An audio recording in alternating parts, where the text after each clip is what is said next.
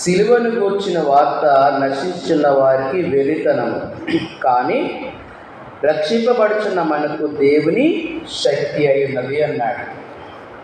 ఇప్పుడు మనము సిలువ వార్త, సిలువను గూర్చినటువంటి వార్త, అది రక్షింపబడుచున్న మనకు ఎలా ఉన్నది? దేవుని శక్తి ఉన్నది.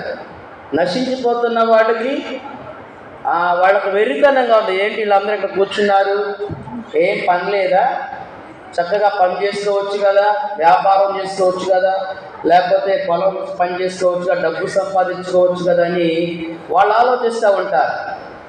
వాళ్ళకి ఎలాగున్నది? వెర్రితనం. నశించిపోయే వాళ్ళకి ఎలాగున్నది? వెర్రితనంగా ఉన్నది.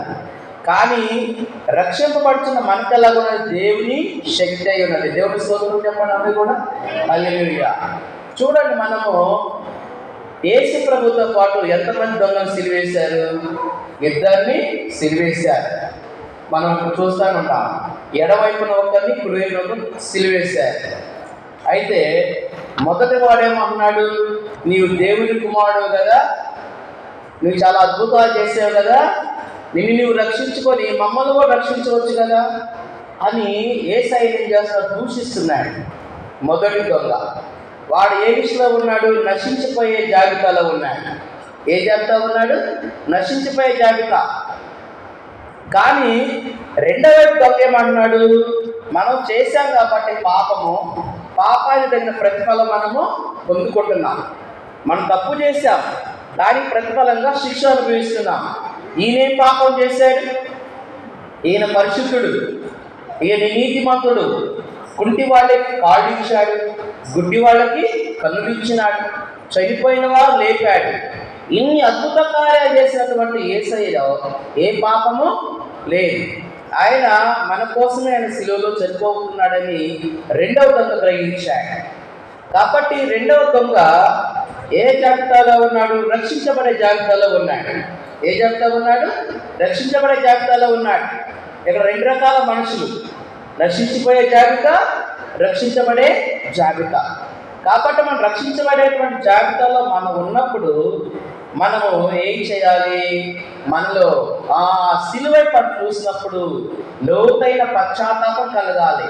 అయ్యో ప్రభువా, నా దోషాల నిమిత్తమై, నా పాపాల నిమిత్తమై నీవు సిలువలో ప్రాణం పెట్టావా, నాకు రావాల్సిన శిక్ష నీవు భరించావా అని నీలో నాలో లోతైనటువంటి పశ్చాత్తాపంలో కలగాలి. రెండవదిగా మారు మనసు కలగాలి. మనము లోతుగా పశ్చాత్తాపడి పాపాలు ఒప్పుకొని ఆయన రక్తంలో మనము కడగబడాలి. మనం ఒక వాక్యం కూడా చూస్తున్నాం చూడండి. యేసు రక్తం ప్రతి పాపం నుండి మనం పవిత్రులుగా చేయి.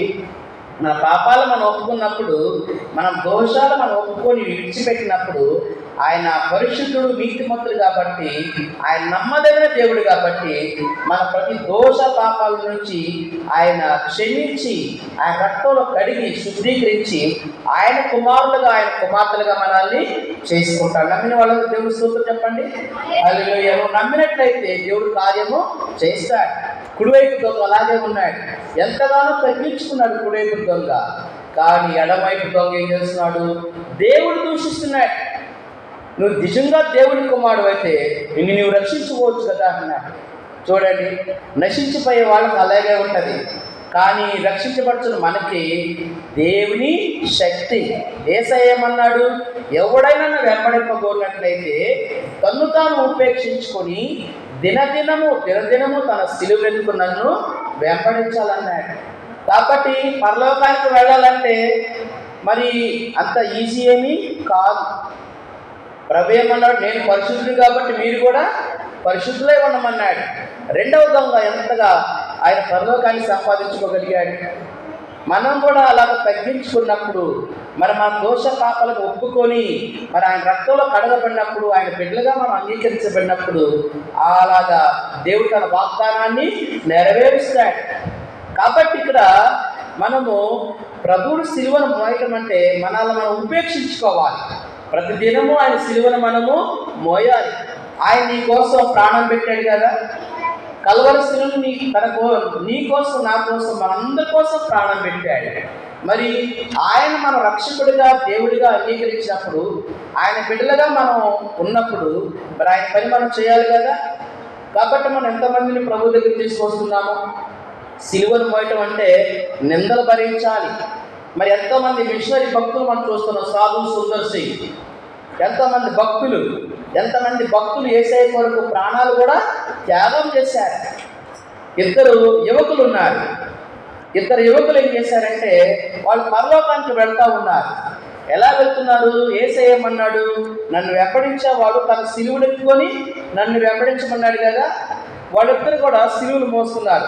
చెరొక సిలువ తీసుకున్నారు, వెళ్తా ఉన్నారు. వాళ్ళు ఎక్కడికి ప్రయాణం అవుతున్నారు? పరలోకానికి వెళ్తున్నారు. ఎక్కడికి వెళ్తున్నారు? పరలోకానికి వెళ్తున్నాడు. వెళ్తా ఉంటే మొదటి వాడు ఏం చేశాడంటే ఒక రంపం తీసుకున్నాడు. తనతో పాటు సిలువ ఎత్తుకున్నాడు, భుజం మీద రంపం తీసుకున్నాడు. రెండో వాడు ఎలా తీసుకోలేదు, సిలువ బాగా బరువుగా ఉన్నది, మోస్తా ఉన్నారు, చాలా దూరం పోతున్నాం అన్నప్పుడు మొదటి వాడు ఏం చేస్తున్నాడంటే ఆ రంపం తీసుకొని సిలువ బాగా బరువుగా ఉందని కట్ చేసుకుంటా వస్తున్నాడు. ట్యాప్ కొంచెం కట్ చేస్తున్నాడు. సిలువ ఎక్కువ అంతున్నది, మనం చూస్తాం కదా, అంతకున్నది సిలువ. రెండో వాడు అలాగ చేయలేదు. ఎంత బరువైనా ఎంత కష్టమైనా సరే సిలువను మోస్తూనే ఉన్నాడు. సరే, చాలా దూరం వెళ్ళిన తర్వాత పరలోకం అనేది వచ్చింది. పరలోకం వస్తే ఈ వీళ్ళు వెళ్ళేటువంటి స్థలానికి పరలోకానికి మధ్యలో ఒక అగాధం ఉన్నది, పెద్ద అగాధం ఉన్నది. పరలోకం నుంచి ఒక స్వరం వినపడుతుందట. ఏమని?